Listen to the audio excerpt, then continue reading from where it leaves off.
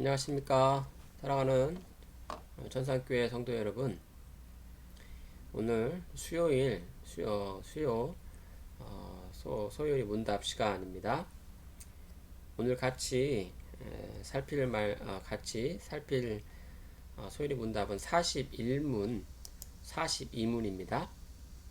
41문과 42문입니다. 우리가 지난 주에 살폈던 39, 40문하고 이제 이어지는 이 문입니다. 39, 40문하고 이어지는. 그래서 오늘 이 시간은 같이 지난번에 했던 거하고 같이 많이 겹치는 부분도 있다 하겠습니다.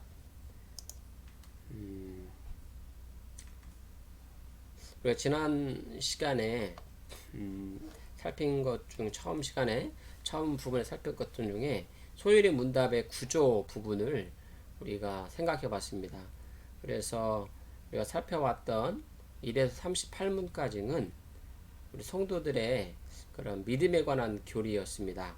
그래서 우리 죄인된 우리가 어떻게 믿음을 갖게 되는지, 그래서 죄인이 믿기 전까지의 여러 가지 과정, 그런 부분들을 하나님에 대해 살펴보기도 하고, 또 예수 그리스도에 대해 살피기도 하고, 우리 인간의 죄인된 그런 모습을 살폈던 부분이 1문에서 소일의 문답의 1문에서 38문까지였습니다. 그런데 우리가 지난주부터 살피게 되는 39문부터 107문까지는 삶에 대한 문제입니다. 그래서 믿음 후에, 믿고 나서 이제 어떻게 살아야 되는가, how to live, 삶의 문제에 대한 이 질문과 답변인 이 소유로 문답입니다. 특별히 이제 이 삶의 문제에 있어서 이 율법을 우리가 아주 굉장히 길게 1에서 38문에 비해서 39문에서 107문 더 길이와 사이즈가 더 넓죠. 그래서 어떻게 살냐는 문제에서 이 삶의 기준으로서 율법을 우리가 살피게 되고, 특별히 39문에서 81문까지인가요? 거기까지는 십계명에 대해서 집중적으로 우리가 이 율법으로서, 삶의 기준 율법으로서 이 십계명 도덕법을 살피게 됩니다. 오늘 살피게 되는 41문은 이렇게 질문을 합니다. 이 도덕법은 어디에서 요약되어 있습니까? 이렇게 질문합니다. 이게 지난주에 40문하고 연결되는 이 질문이죠. 우리 40문 질문은 뭐였습니까? 하나님께서 자기에게 복종한 규칙으로 사람에게 처음 나타내 보이신 것은 무엇인가? 그것은 뭡니까? 답변이 도덕의 법칙, 도덕법이었다라고 그랬는데, 그러면 41문에서 이 도덕법이 어디에 잘 요약되어 있습니까? 라고 연속해서 질문하는 것입니다. 답이 나오죠? 이 도덕법은 십계명에 요약되어 있습니다. 그래서 오늘은 십계명에 대한 서론격으로, 서론도 또 다음 주도 아마 십계명에 대한 서론으로 할 건데요. 오늘도 이 도덕법과 십계명, 이 두 단어를 생각하면서 따라오면 되겠습니다. 이 도덕법은 십계명에 요약이 되어 있습니다. 자, 성경적으로 설명을 하겠습니다. 자, 십계명, 도덕법이 십계명에 잘 요약되어 있는데, 십계명이 어떻게 나와 있냐면, 성경의 구약에 보면 출애굽기와 신명기 두 번 전문으로 나와 있습니다. 네, 여러분도 다 아시겠지만 10개, 십계명이니까 10개의 계명인데요. 앞에 부분은 하나님을 섬기는 부분이고, 뒤에 부분은 이웃을 사랑하는 부분으로 이렇게 구성이 되어 있습니다. 그래서 이것이 우리가 도덕법과 오늘 십계명에 대해서 두 가지 단어를 잘 기억하면 좋은데요. 대표적인 도덕법이 십계명이다 라는 것을 여러분들이 기억을 해야 됩니다. 우리 도덕법이 대표적으로 어디에 잘 기록되어 있습니까? 십계명에 잘 기록이 되어 있는 것입니다.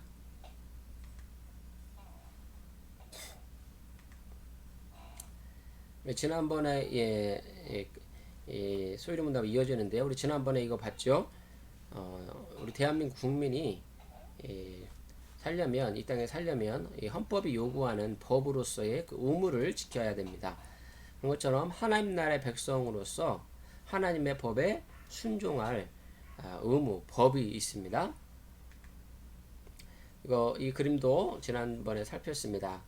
그래서 이 법이란 것이 필요한데 대한민국 헌법이나 우리가 하나님 백성으로서 지켜야 할 법이 억지로 마지 못해서 또 이해하지 못하고 지킨다면 그것이 우리를 올가매는 이 사슬과 같이 쇠사슬과 같이 작용을 하지만 우리가 이 법을 우리가 구원받고 나서 하나님의 이 법을 잘 이해를 하면 우리가 기쁘게 저 아이들처럼 제가 하나님 법을 기쁘게 지키겠습니다. 제가 그것을 순종하겠습니다. 라고 즐겁게 순종할 수 있는 것이 하나님 나라의 법입니다. 도덕법입니다. 이 시간 이 말씀 기억나죠? 도덕법 우리에게 하나님께서 처음 요구하신 것이 도덕법이라고 했는데 이 도덕법이 십계명에 잘 나타나고 그랬습니다. 그래서 지난번에 이 최초의 도덕법을 우리가 어디에서 찾아야 된다고 했습니까? 창세기로 돌아가야 한다고 했습니다. 창세기에 우리의 최초 인류의 사람 아담에게 하나님께서 도덕법을 주셨습니다. 양심의 법이라고도 하는데요. 창세기 2장 17절에 보면 선악을 알게 하는 나무의 열매는 먹지 말라. 내가 먹는 날에는 반드시 죽으리라 하시니라 라고 하셨습니다. 이 말씀이 아담에게 주신 도덕법이었습니다. 근데 이 도덕법에 대해서 우리가 성격을 살폈죠. 아담이 여러 가지 법을 하나님께 받았습니다. 생육하고 번성하라. 그리고 이름을 지어라. 또 결혼하라. 가정을 이루라. 또 그런 여러 가지 법 중에서 하나님께서 이 도덕법 아까 2장 17절의 말씀을 주셨습니다. 우리가 창세기로 돌아가야 된다고 했습니다. 그래서 이 도덕법, 양심의 법은 하나님께서 최초에 이 아담과 하와에게 주었을 때 이 도덕법의 기능은 하나님 말씀을 들으면 영원한 생명을 얻을 것이고 이 말씀을 불순종하면 영원한 사망에 이르게 될 것이다 라는 것을 아담과 하와는 타락하기 전이었고 그래서 이 법을 알았습니다. 하나님의 이 계명을 도덕에 대한 법을 충분히 이해를 했고 들었고 그래서 아담과 하와가 내가 따먹으면 선악과를 따먹으면 영원한 사망에 이를 것이다 라는 것을 알았던 것입니다. 그래서 이 도덕법의 기능은 어땠습니까? 선악과의 기능은 왜 만들었습니까? 아담과 하와를 유혹하기 위해서 만들었습니까? 아닙니다. 선악과는 도덕법의 기능으로서 사람이 하나님보다 낫고 또 피조물이고 하나님 말씀을 들어야 된다. 하나님 말씀을 들으면 영원한 생명이고 불순종하면 영원한 사망이라는 것을 이 관계성을 알게 하는 동산 중앙에 있는 나무였습니다. 그래서 이 선악과는 아담과 하와 사람에게 도덕적인 기능, 도덕법으로서의 기능을 했던 것입니다.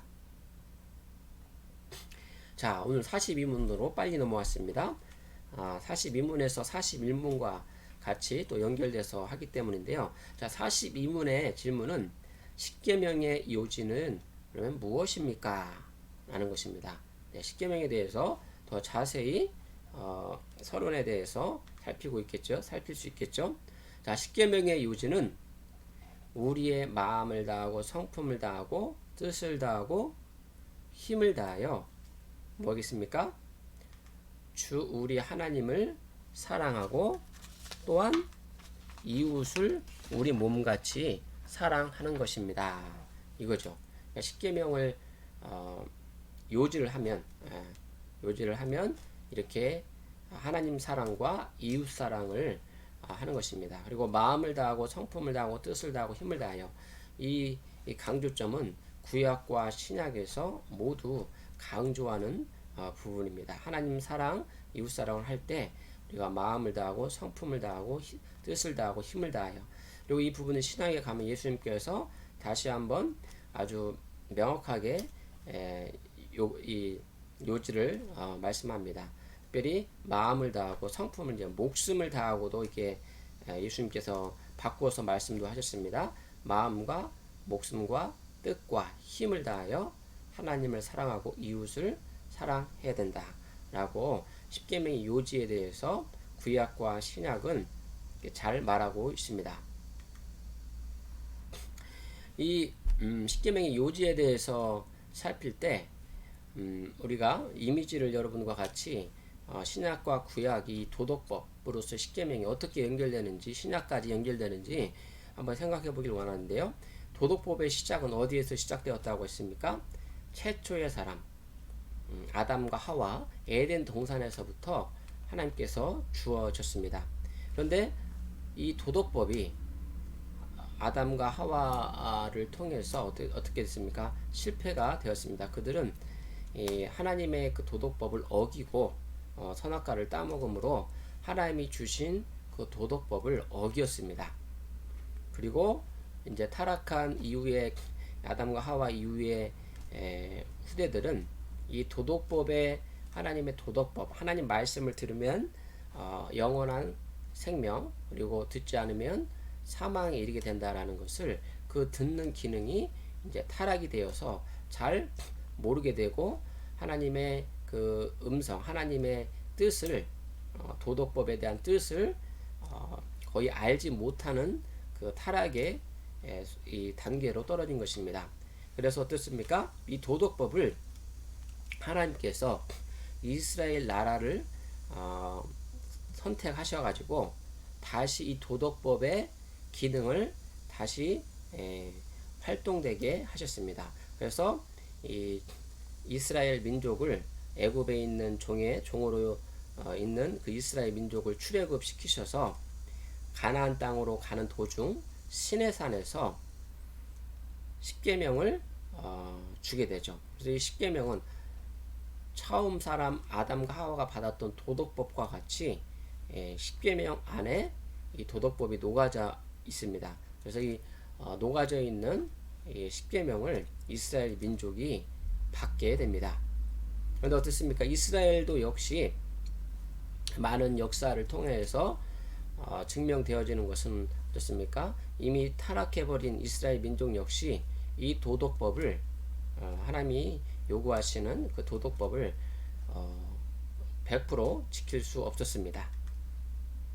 그래서 이러한 이 도덕법이 이제 예수 그리스도 신약에 와서 이 도덕법이 어떻게 지켜지지 못하는지 그대로 드러나게 됩니다.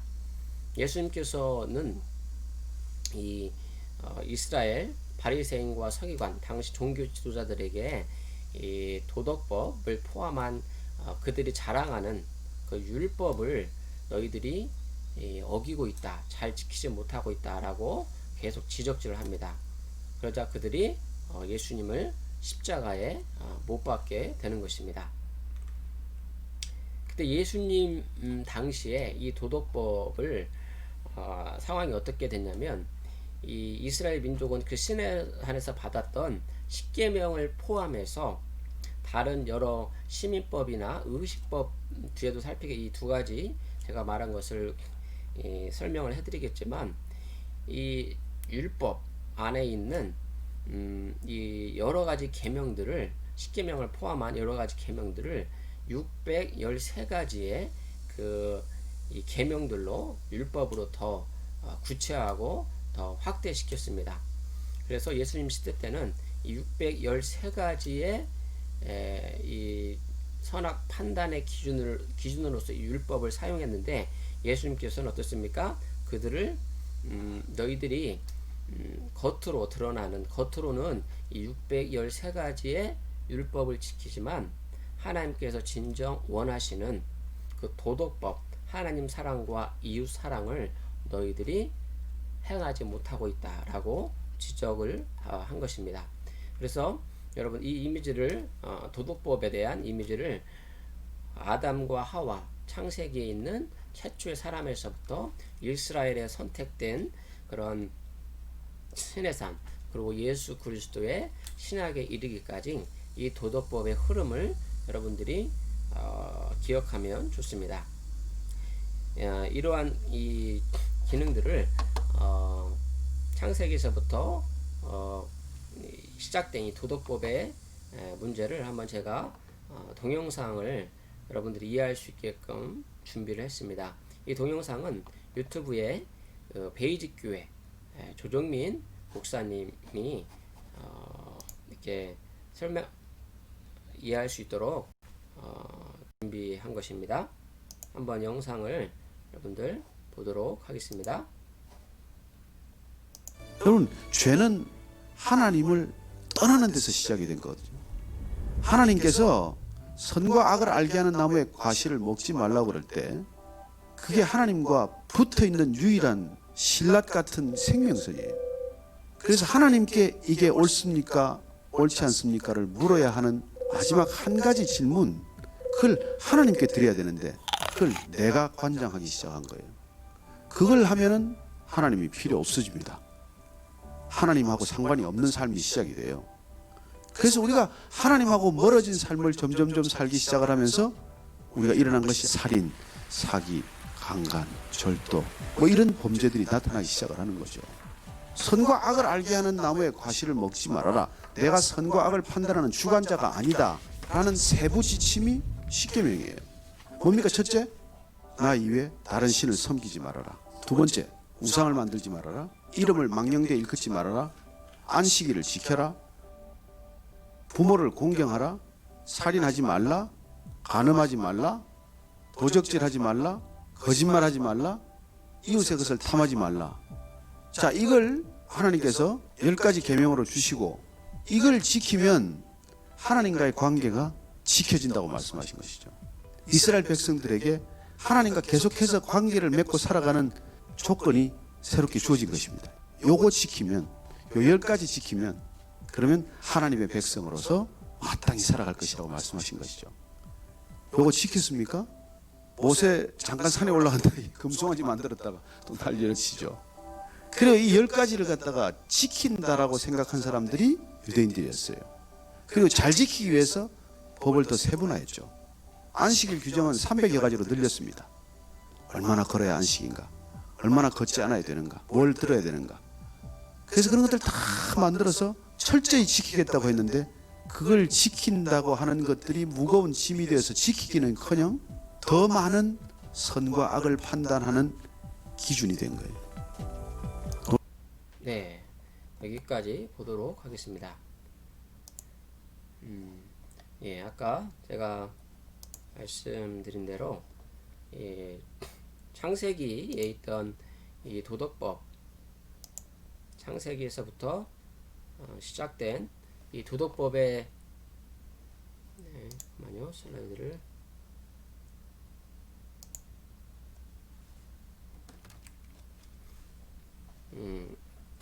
에덴 동산에서부터 아담과 하와에게 주었던 도덕법이 이스라엘에게 십계명을 통해서 이 도덕법이 계속 이어지고 있죠.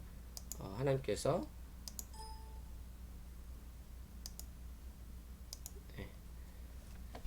그렇지만 이스라엘 역시 하나님이 주신 이 도덕법으로서의 십계명을 온전히 지키지 못하고 더 율법을 세분화해서 예수님께서 바리새인과 서기관들을 너희들이 지키고자 하는 613가지의 그러한 도덕법들 또 율법들을 너희들이 지키지 못하고 있다라고 하나님과의 사람과의 그 관계를 이렇게 성경은 계속 보여주고 있었습니다. 그래서 십계명은 도덕법입니다. 우리가 계속 살피게 될 83문까지 81문인가요? 거기까지 살피게 되는 이 십계명이 도덕법인데, 이 십계명이 굉장히 아담과 하와가 받았던 그 선악과의 기능처럼 이 십계명은 하나님과 우리의 관계성을 굉장히 잘 드러내는 이 도덕법이라는 것을 우리는 명심을 해야 됩니다. 그래서 시민법과 의식법과는 달리 시대가 달라져도 이 십계명, 이 도덕법은 모든 만민에게 시대와 장소와 남녀를 다 상관없이 하나님과의 관계성을 드러내는 법이 됩니다. 십계명의 요약을 뭐였습니까? 예, 하나님 사랑, 이웃 사랑으로 우리가 볼 수 있습니다. 아시죠? 예, 예수님께서도 하나님 사랑, 이웃 사랑으로 같이 구약과 같이 이렇게 요약을 하셨습니다. 1계명에서 4계명, 5계명에서 10계명. 이 계명 각각은 이제 계속해서 우리가 아주 구체적으로 하나하나 살필 예정입니다.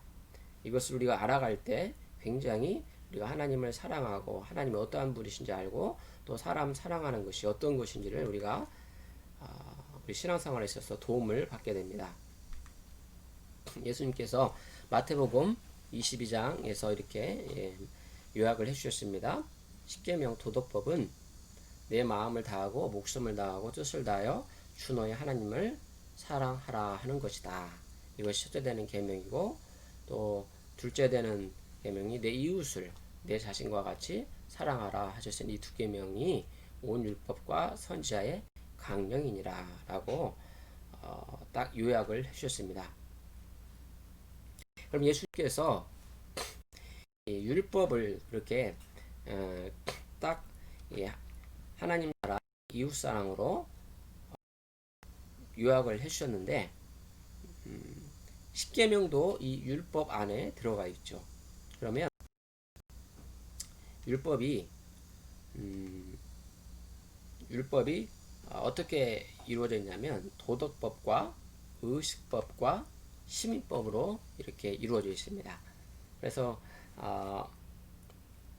이 이스라엘에게 시내산에서 주어진 것이 도덕법으로서 십계명만 주어진 것이 아니라 율법 전체로서 도덕법과 의식법과 시민법이 포함되어 있다는 것입니다. 이런 율법의 큰 부분을 포괄적인 부분을 여러분들 이해를 하면 십계명과 또 우리가 성경을 이해하는데 이해가 쉽습니다. 그러면 율법은 도덕법이 있는데 먼저 살피자면 시대에 따라 변하지 않는 법이죠. 십계명은 율법으로 도덕법인데, 이 십계명 도덕법은 시대에 따라서 변하지 않는 법입니다. 예, 십계명이 대표적입니다. 그러면 의식법이 있겠습니다. 또 율법은 여러분들 출애굽기에서 신명기까지 보면 이 의식법이 나오는데, 율법으로서 이것은 제사와 관계된 법입니다. 그래서 특별히 우리가 레위기 보면 5가지 이스라엘 민족의 이 5가지 제사법이 나오죠. 그런 것처럼 제사와 관계된 율법을 율법 안에 있는 의식법이라고 우리가 구분을 지을 수 있습니다. 그런데 이 의식법은 예수님의 십자가 사건을 이유로 신약에 와서 이제 폐하졌습니다. 그래서 그 5대 제사를 이스라엘 유대인들뿐만 아니라 예수 그리스도를 믿는 우리들은 이 의식법, 제사와 관계된 율법에서 자유롭게 됩니다. 이것이 의식법입니다. 세 번째가 시민법입니다. 율법 안에 시민법이 있는데요. 이 시민법은 시대에 따라서 적용 방식이 바뀌는 율법입니다. 이것은 의식법처럼 폐지되는 것이 아니라 시대에 따라서 적용 방식이 이렇게 바뀌는 것입니다. 그러나 율법의 정신, 뭐였죠? 아까 하나님 사랑, 이웃 사랑의 정신은 변하지 않습니다. 특별히 이제 시민법에 대해서 제가 예를 들었는데요. 출애굽기 23장 8절에서 9절 보면 신법 어떤 법입니까? 너는 뇌물을 받지 말라. 뇌물은 밝은 자의 눈을 어둡게 하고 의로운 자의 말을 굳게 하느니라. 이게 뇌물에 대한 법이죠. 당시에 이 출애굽 당시에 이스라엘이 다른 나라와 어떤 다른 성격의 이런 법, 그들이 지켜야 될 법이 뇌물에 대한 법이었죠. 그리고 9절에 보면 또 다른 법, 이방 나그네를 압제하지 말라. 너희가 애굽 땅에서 나그네 되었은즉 나그네 사정을 아느냐. 이 나그네법죠.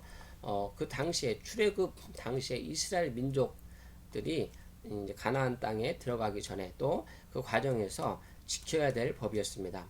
이 법은 어떻습니까? 시대에 따라서 적용 방식이 바뀌는 법입니다. 즉 우리나라에서 예수 그리스도를 믿고 있는 우리 믿음의 사람들이 시대에 달라졌죠. 우리나라에서 그리스도인들은 이 나그네법과 이 뇌물에 대한 이 법을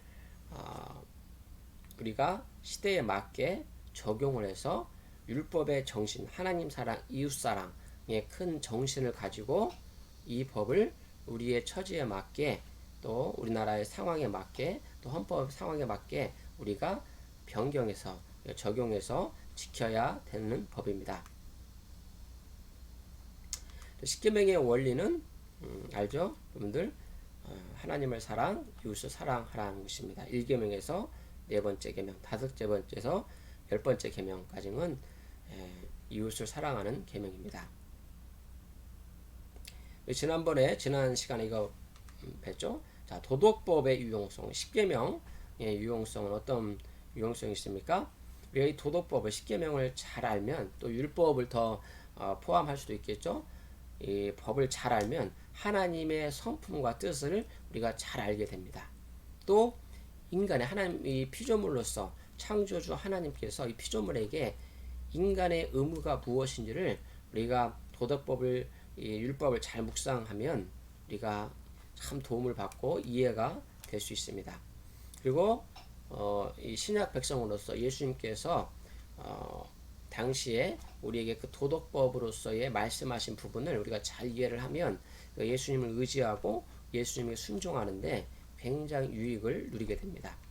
그리고 이 도덕법 어떻습니까? 인간의 무능함, 그러니까 이 하나님의 성품과 뜻, 인간의 의무, 또 예수님을 의지하는 데 있어서 우리가 요구하는 그 법들을 다 100% 지킬 수 없다라는 그 인간의 무능함을, 본성의 악함을 깨달을 수 있는 것이 이 도덕법이게 됩니다. 율법이게 됩니다.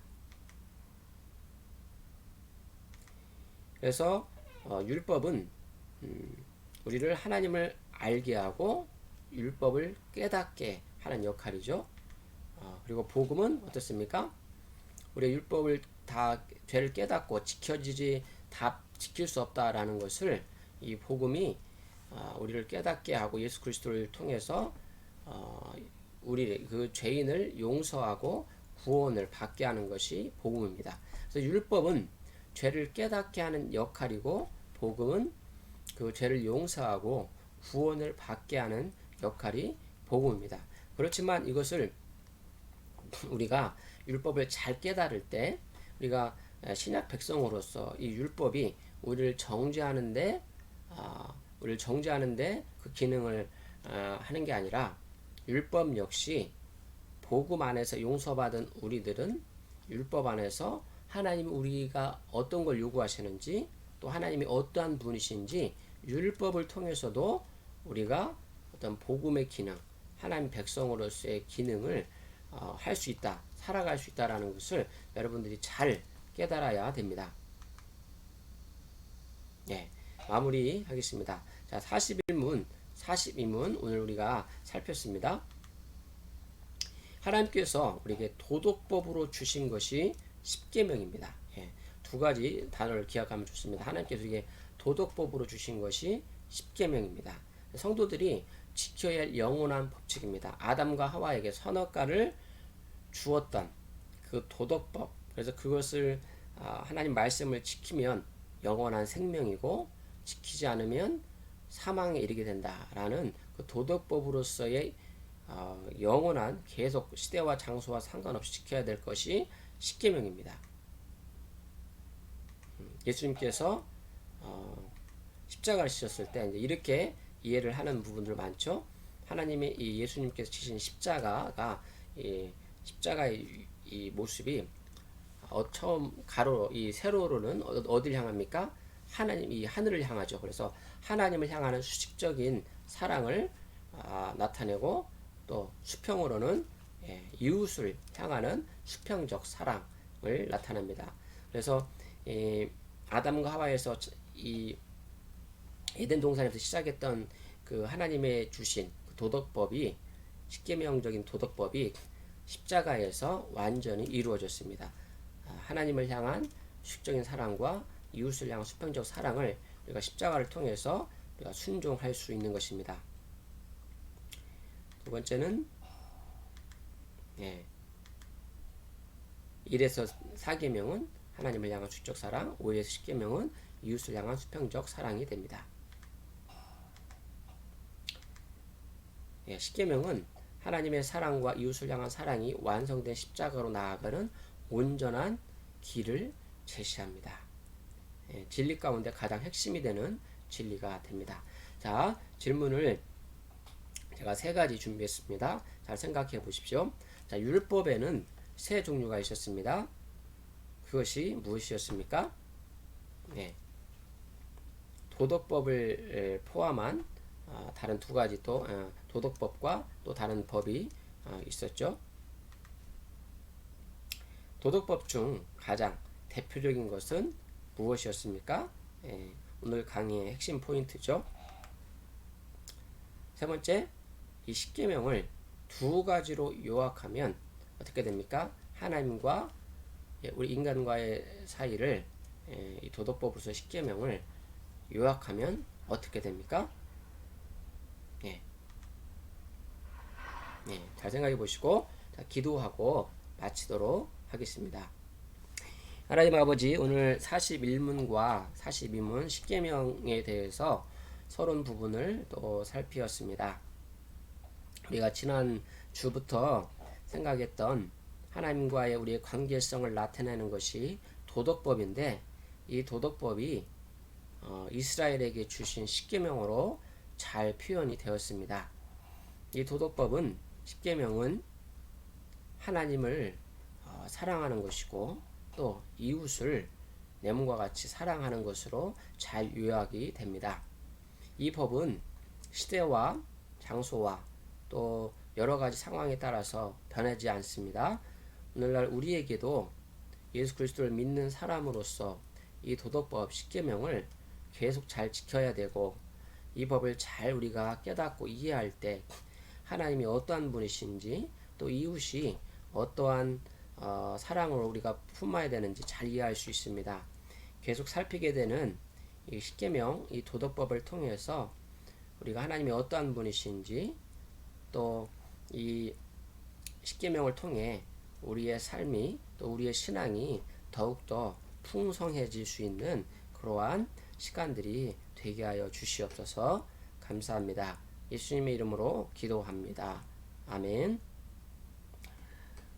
오늘도 여러분들 강의 소일문답